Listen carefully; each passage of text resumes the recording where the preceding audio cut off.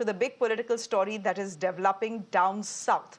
There's trouble brewing for the BJP in Karnataka. Two top leaders of the party have decided to boycott the ongoing winter session in Belagavi.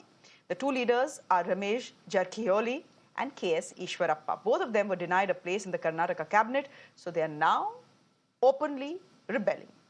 Eshwarappa was initially a minister in the Karnataka government, but you remember he had to resign following a corruption case earlier this year. Despite a clean sheet from the police, he was not given a place in the cabinet. Mr. Eshwarappa says he's going to Belagavi, but will not be attending the assembly session. Listen in. ಬೆಳಗಾವಿಗೆ ಹೋಗ್ತಾ ಇರೋದು ಉದ್ದೇಶವೇ ಸಭಾಧ್ಯಕ್ಷರಿಗೆ ನನ್ನ ಪತ್ರ ಈ ವಾರ ನಾನು ಈ ಅಧಿವೇಶನದಲ್ಲಿ ಪೂರ್ಣ ಇರಲ್ಲ ಅಂತ ಪರ್ಮಿಷನ್ ತಗೊಳ್ಳೋದಕ್ಕೋಸ್ಕರ ಹೋಗ್ತಾ ಇದ್ದೀನಿ. ಯಾಕೆ ಅಂತ ನೀವು ಕೇಳ್ತೀರಿ, ನಾನೇ ಹೇಳ್ತೀನಿ ಅದಕ್ಕೂ. ಯಾಕೆ ಅಂತಂದರೆ ನನ್ನ ಸ್ನೇಹಿತರೊಬ್ಬರು ಹೇಳಿದರು, ಅಪರಾಧದಿಂದ ಮುಕ್ತವಾದಂಥ ವ್ಯಕ್ತಿಗಳಿಗೆ ಯಾವ ಕಾರಣಕ್ಕೂ ಶಿಕ್ಷೆ ಆಗಲ್ಲ, ಈ ಮಾತನ್ನು ಹೇಳಿದರು. ನನ್ನ ವಿಚಾರದಲ್ಲಿ ತೀರ್ಪು ಬಂದಾಯಿತು, ಕ್ಲೀನ್ ಚಿಟ್ ಬಂದಾಯಿತು. ಇವತ್ತು ನಾಳೆ ಅಂತ ಮುಖ್ಯಮಂತ್ರಿಗಳು ಬೊಮ್ಮಾಯಿ ಅವರು ತಿಳಿಸ್ತಾ ಇದ್ದಾರೆ, ನಿಮ್ಮನ್ನು ಮಂತ್ರಿ ಮಾಡ್ತೀವಿ, ನಿಮ್ಮಂಥವ್ರು ಸಚಿವ ಸಂಪುಟದಲ್ಲಿ ಇರಬೇಕು, ಇದನ್ನು ಹೇಳ್ತಾನೆ ಇದ್ದಾರೆ. ಅದು ಯಾತಕ್ಕೆ ತಗೋತಿಲ್ಲ ನನಗೆ ಗೊತ್ತಿಲ್ಲ. It is not a boycott. Certainly ಅವರಿಗೆ ತಮ್ಮ ಕೇಸ್ಗಳಲ್ಲಿ ಮುಕ್ತವಾದ ಮೇಲೆ ಮತ್ತೊಮ್ಮೆ ಕ್ಯಾಬಿನೆಟ್ಗೆ ಬರಬೇಕನ್ನುವಂಥದ್ದು ಅವರ ಚಿಂತನೆ ಇದೆ, ಸರಿ ಇದೆ. ಒಂದೇ ನಿಮಿಷ, ನಾನು ಉತ್ತರ ಕೊಡ್ತಾ ಇದ್ದೀನಿ, ಅದೇ ಸಬ್ಜೆಕ್ಟ್ ಮೇಲೆ ಉತ್ತರ ಕೊಡ್ತಾ ಇದ್ದೀನಿ. ಅವರ ವಿಚಾರವನ್ನು ಈಗಾಗಲೇ ನಾನು ಮೊನ್ನೆ ದಿಲ್ಲಿಗೆ ಹೋದಾಗ ಪ್ರಸ್ತಾವನೆಯನ್ನು ಮಾಡಿದ್ದೇನೆ. ಅವರು ಕೂಡ ಅಲ್ಲಿ ಸಕಾರಾತ್ಮಕವಾಗಿದ್ದಾರೆ. ಮಿಕ್ಕಂಥ ವಿಚಾರಗಳನ್ನು ನಾನು ವೈಯಕ್ತಿಕವಾಗಿ ಅವ್ರಿಗೆ ಹೇಳಕ್ಕೆ ಸಾಧ್ಯ, ಇಲ್ಲಿ ಬಹಿರಂಗ ಹೇಳೋಕ್ಕಾಗಲ್ಲ. All right, so there you heard him, the Chief Minister trying to downplay that entire controversy. But fact is, such rebellions will worry the party ahead of elections next year. Mr. Eshwarappa is member of the Kuruba caste in Karnataka. He's probably the BJP's most prominent backward caste leader. Ramesh Jarikiholi belongs to a prominent business family and holds sway over the Belagavi region. He won on a Congress ticket way back in 2019, but switched loyalties to the BJP. Now, if the 2023 elections go down to the wire, their support could be critical, crucial for the party.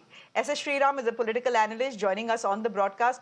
Just a caveat for our viewers, we did send an invite to the BJP to speak on the issue. There is a rebellion brewing in its Karnataka unit. The BJP, in its wisdom, decided not to send a representative. That's perfectly fine. I just wanted to put that caveat out. S.S. Sriram, political analyst joining us. Lavanya Ballal, I beg your pardon, is a Congress spokesperson. She's joining us on the broadcast. And Shekhar Iyer is a senior journalist with us as well. Thank you all three. This is going to be a quick chat. Mr. Sriram, first to you. What is happening in the BJP? Open rebellion ahead of an election. Perfect timing. Well, rebellions are not new or not new to any party for that matter. I'm sure the senior leader, Mr. Eshwarappa, he knows to play his timing, he knows to play his cards well. These are bound to be there, and BJP will work around it, and they should overcome these hurdles. I'm confident that this will happen. Yeah, that's what I look at it at this moment. But Mr. Sriram, the very fact that it is happening when it is happening puts Mr. Bommai's leadership in question, doesn't it? Yes, I mean, I will not say it will put Mr. Bommai's leadership into question. These are all pressure tactics. One would also want to keep up his image clean. After all, he was asked to step down for reasons which have been cleared now, and he's been given a clean jet. And it's only obvious or fair that he will try to prove his, his image in front of his own constituency people. So that's the reason why he's looking to get inducted back. The party might have reasons, but I'm sure they will also take the right call at the right time. Okay, Lavanya, is the Congress party in Karnataka sitting on the side and just smiling to themselves? Absolutely not. BJP in the last 3 years, this is 3 years of BJP's tenure. Every time we have requested BJP to put their house in order, because when they do not put their house in order, the administration of the entire state gets affected. We have a senior BJP MLA, Mr. Yatna,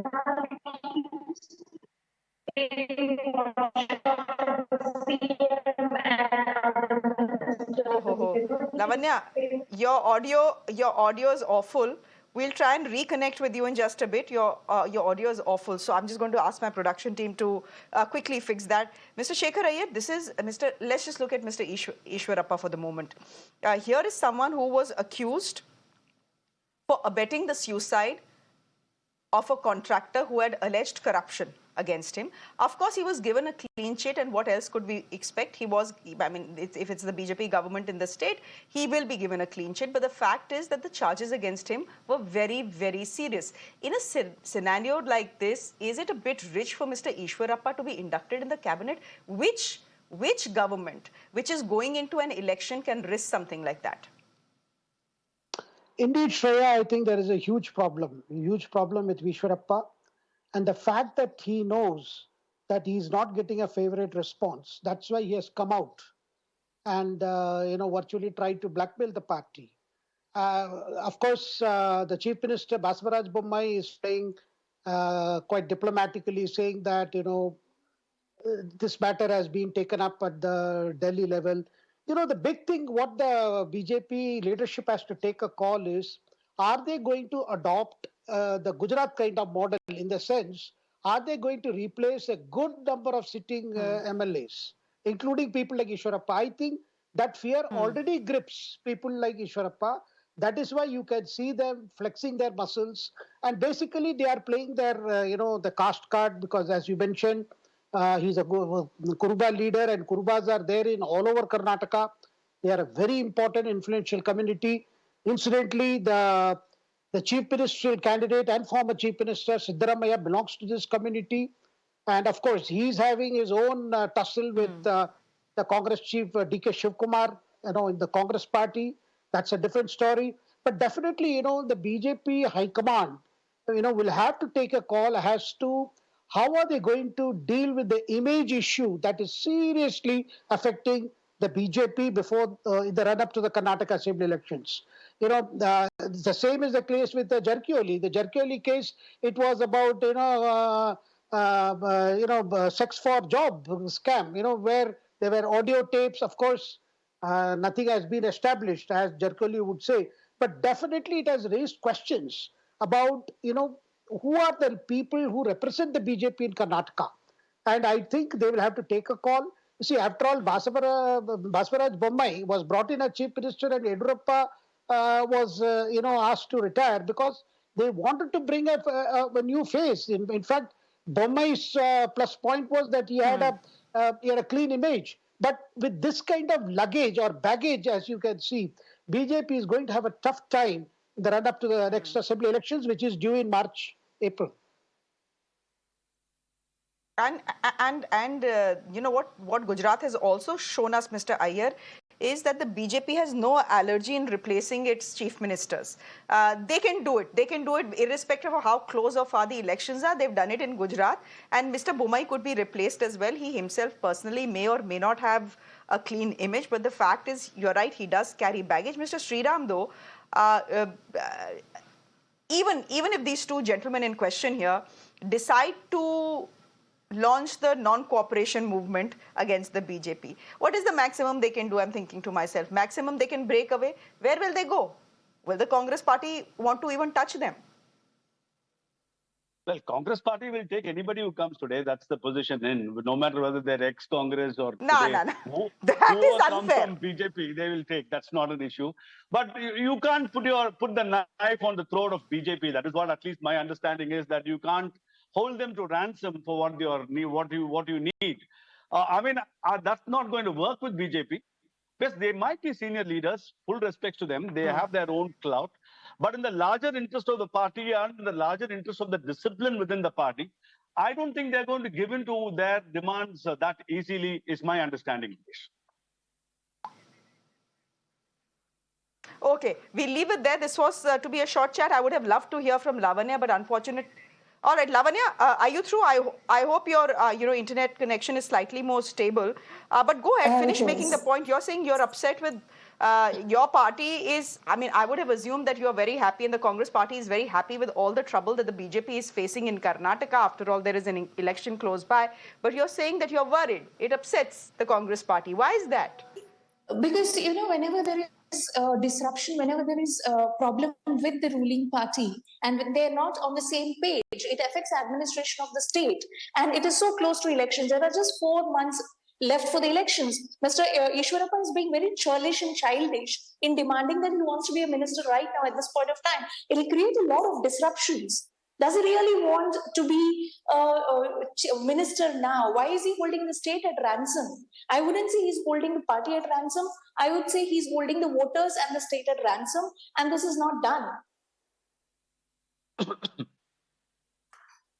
Quick question then to you. It's hypothetical, of course. But if the two gentlemen in question, Mr. Jarkiholi and Mr. Eshwarappa, decide to break away from the BJP, it's not going to happen, but just in case it does happen, and we know elections are the season of migrations. Do you see that migration happening to the Congress party? Will you be accepting them with open arms?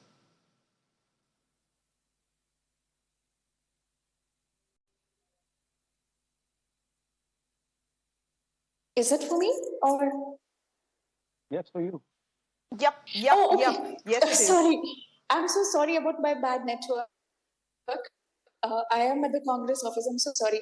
If people want to come and join the party, once again, people who have deserted us, I'm sure the party is not willing to take them forward. I do believe our president has made a statement once that whoever is willing to join the Congress party are most welcome.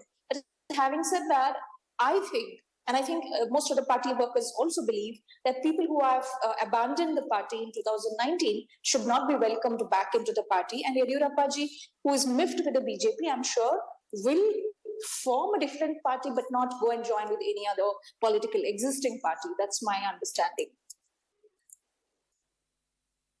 Okay, Lavanya, but as they say never in politics. You just don't know what happens in an election season. We'll leave it there for the moment. Mr. Sriram, Lavanya and Shekhar Iyer, thank you very much for joining us for this very, very quick chat. I'm slipping into a quick break on the show. There's more news coming up on the other side. Do stay with us.